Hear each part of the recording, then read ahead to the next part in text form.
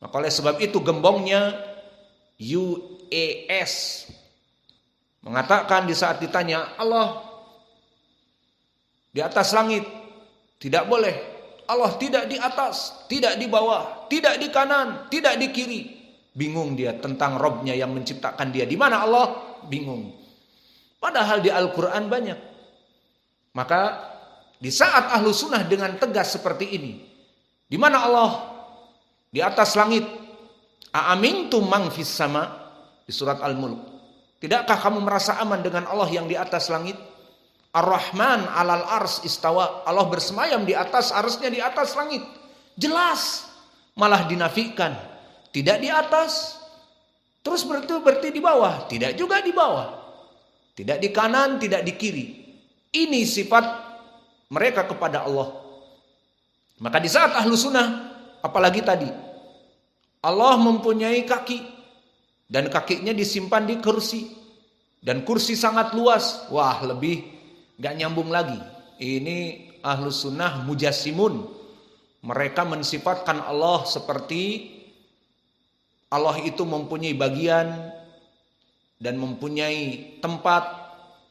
Kita katakan, kita ahlu sunnah mensifatkan Allah seperti yang Allah sifatkan dari Al-Quran. Ar-Rahman alal ars istawa. Aamintum man fis sama. Tidakkah kalian takut kepada Allah yang ada di atas langit? Jelas Allah menyebutkan dirinya. Di mana tempatnya? Maka sifati Allah seperti yang Allah sifatkan. Dan di hadis ini bahwa Allah mempunyai kaki. Indak ya Hudzaifah. Allah mempunyai kaki, mana dalilnya?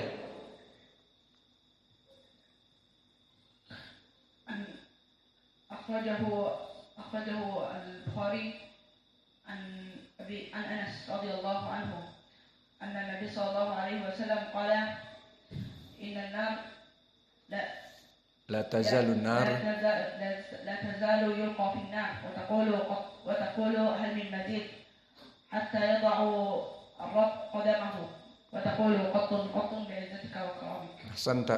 Maka di hadis Anas muttafaqun alaih laisa fil Bukhari faqat, disebutkan bahwa di saat dilempar kepada api neraka akan terus berkata, hal mim mazid, minta tambahan lagi.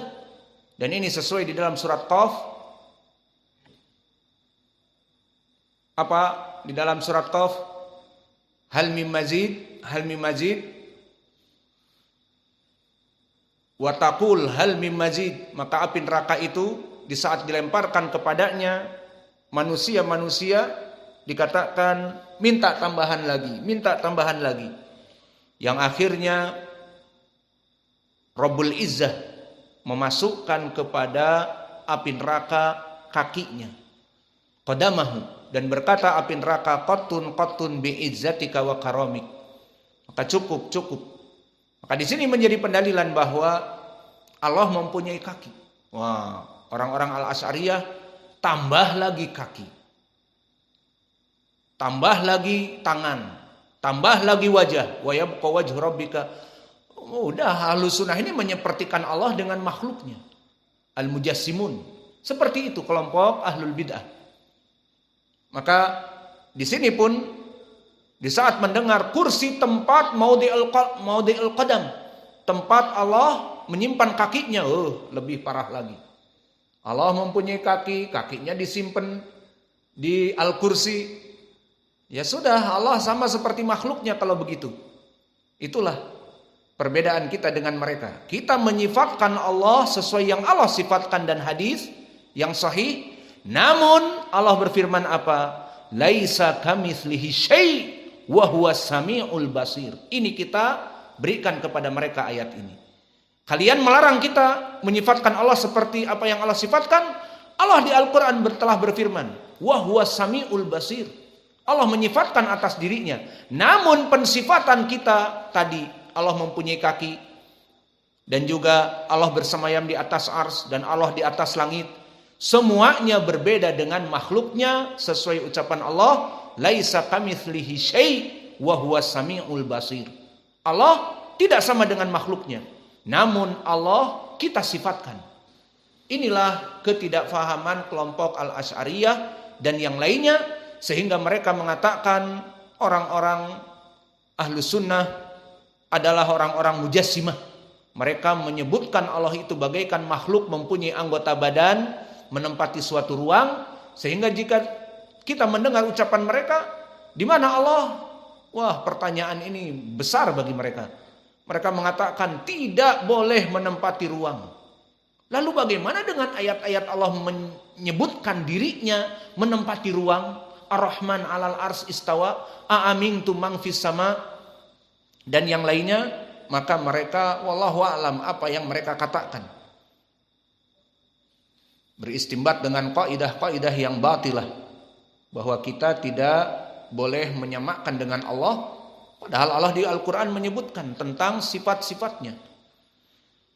Maka alhamdulillah Allah telah memberikan kepada kita hidayah, perlu antum syukuri. Di mana hidayah yang Allah berikan memahami Al-Quran dan Sunnah tentang sifat-sifat Allah itu ilmu yang sangat mulia. Berapa dari kaum muslimin menjadi kelompok yang salah pemahamannya karena tidak diberikan hidayah mengenali Allah. Sekarang seperti antum ingin mengenali sosok, dan antum membaca dari literatur yang salah, maka kalian akan memahami sosok tersebut dari sosok yang salah, iya apa tidak?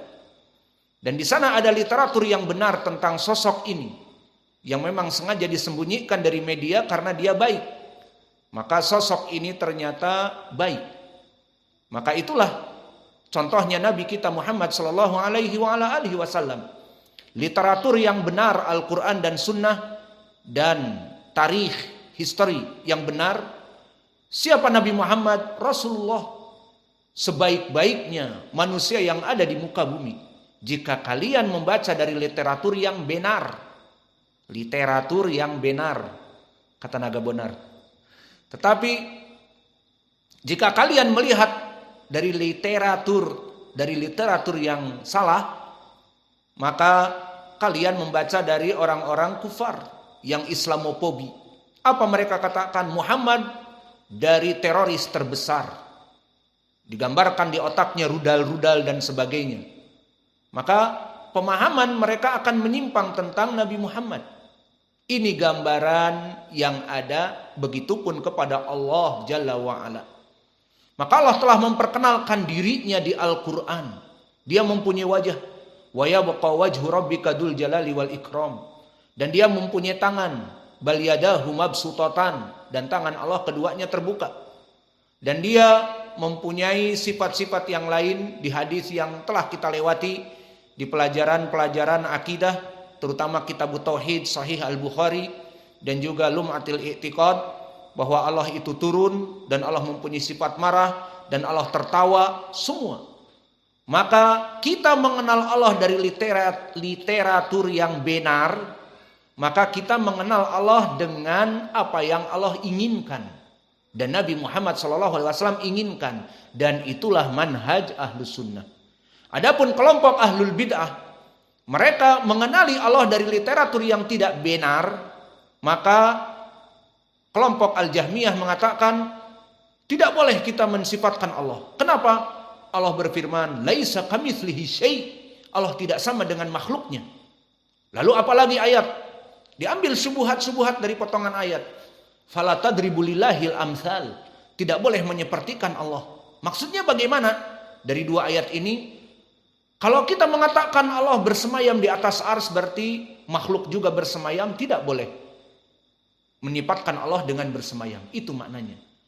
Kita sifatkan Allah mempunyai wajah. Oh, tidak boleh, karena Tom Cruise pun mempunyai wajah. Dan wajahnya paling tampan katanya dari kita. Katanya belum kenal kita. Coba kenal kita. Pada minta tanda tangan juga nanti. Iya. Iya, Yusron. Nah, Yusron tuh paling ganteng dari Sulawesi itu. Makanya dapat orang Jawa kemarin. Makanya karena tidak kenal saja.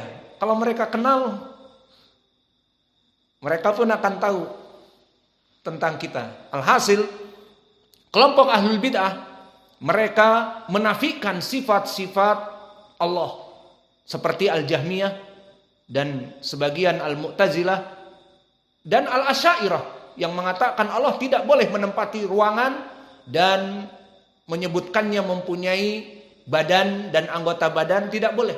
Maka mereka menafikan sifat-sifat Allah dengan tujuan tadi kelompok Jahmiyah agar kita tidak menyepertikan Allah. Maka salah literatur. Membaca ayat Al-Quran sama. Fala tadribu lillahil amsal laisa kamitslihi syai'. Namun kita ahli sunnah ayat itu dijadikan menyifatkan Allah, tetapi Allah tidak sama dengan makhluknya. Wajah Allah berbeda dengan wajah makhluknya. Bagi mereka tidak. Dinafikan penyepertian dengan makhluknya, ya sudah. Wajah jangan dibahas. Jadi Allah mempunyai wajah. Di surat Luqman, wa yabqa wajhu rabbika. Dan di ahadits, yabtagi bidzalika wajhallah. Beramal untuk mendapatkan wajah Allah, melihat wajah Allah. Semua penafian di sini sifat wajah dari Al-Quran dan Sunnah dibuang. Tidak boleh. Maka salah, kaprah. Allah mempunyai tangan, bal yadahu mabsutatan. Oh, tidak boleh. Kalau kita menyifatkan Allah mempunyai tangan, kita pun punya tangan, maka Allah seperti makhluknya. Padahal Allah tidak sama seperti makhluk. Jadi ayat-ayat tentang tangan Allah buang. Terus di Al-Quran Allah menciptakan Adam dengan kedua tangannya dan tangan Allah terbuka, ditakwilkan kepada makna yang lain ataupun tidak dianggap dan sebagainya. Maka salah literatur. Alhamdulillah, makanya kita bersyukur kepada Allah. Maka belajarlah dengan baik dan benar.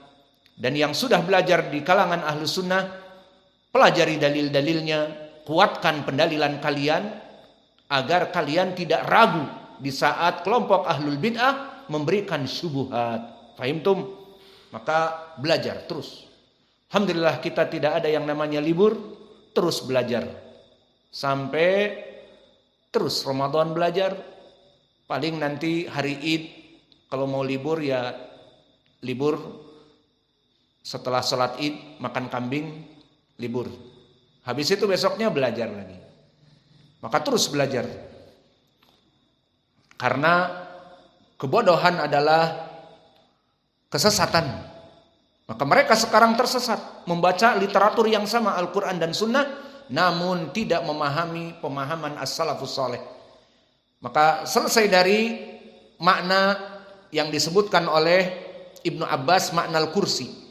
Al-kursi adalah tempat menyimpan kaki Allah. Biarlah mereka bingung dan frustasi dengan ucapan kita, lebih gak masuk akal lagi. Menyimpan kaki Allah, kursi. Disebutkan di hadis tadi, kursi, tempat menyimpan kaki Allah ini, dia adalah makhluk yang besar dibanding langit dan bumi. Tidak ada apa-apanya. Namun kursi yang maha besar ini, jika dibanding dengan singgasana Allah, tempat Allah bersemayam, bagaikan cincin yang dilempar di padang ilalang yang akan hilang, tidak tahu di mana jatuhnya. Itulah keadaan dari hadis ini. Ada penucapan tadi Ibnu Abbas tentang tafsir Al-Kursi, maka telah dikeluarkan oleh Abdullah ibnu Ahmad, anaknya Imam Ahmad, di kitabnya As-Sunnah, dari jalan haddatsani abi. Siapa bapaknya? Ahmad ibnu Hanbal. Wa Waqi'. Siapa Waqi'? Ibnul Jarrah. Haddatsani abi, haddatsani Waqi'. Afwan. Meriwayatkan Imam Ahmad dari Waqi' ibnul Jarrah. An Sufyan. Nah, siapa Sufyan? Jika Waqi' mengatakan Sufyan, Sufyan Ats-Tsauri. An Ammar Ad-Duhni. An Muslim Al-Batin. An Sa'id ibn Jubair. An Ibni Abbas. Maka semua sanadnya thiqat kecuali Ammar dan dia Ibnu Muawiyah Ad-Duhni, rawi yang saduk. Maka athar ini dari Ibnu Abbas athar yang hasan dan telah disahihkan oleh Al-Albani rahimahullah di dalam kitab Mukhtasar Al-Ulu. Maka athar Ibnu Abbas ini sahih. Nah, athar-athar dari salaf yang sahih mau dibuang kemana oleh mereka Al-Asy'ariyah? Tidak boleh kita mengatakan Allah mempunyai kaki, Apalagi di sini Allah mempunyai peletakan kakinya, dinamakan Al-Kursi. Adapun hadis yang kita sebutkan tadi bahwa Al-Kursi dia lebih besar daripada langit dan bumi, dan Al-Kursi jika dibandingkan dengan Al-Ars bagaikan cincin yang dilemparkan di padang ilalang yang luas, itu pun hadisnya hasan. Diriwayatkan dari berbagai jalan, silahkan bisa dilihat di kitab yang kami tulis. Maka hadis ini dari jalan-jalan yang dhaif bisa naik kepada derajat hasan, dan hadis ini pun dari Abi Dar tadi telah disahihkan oleh Syekh Al-Albani di kitabnya As-Sahihah nomor 109. Maka hadis ini pun hadis yang sahih ataupun hasan. Maka selesailah dari sifat Al-Ars. Maka kembali kepada ucapan penulis, As'alullahal karima Rabbal arsil adimi. Maka penulis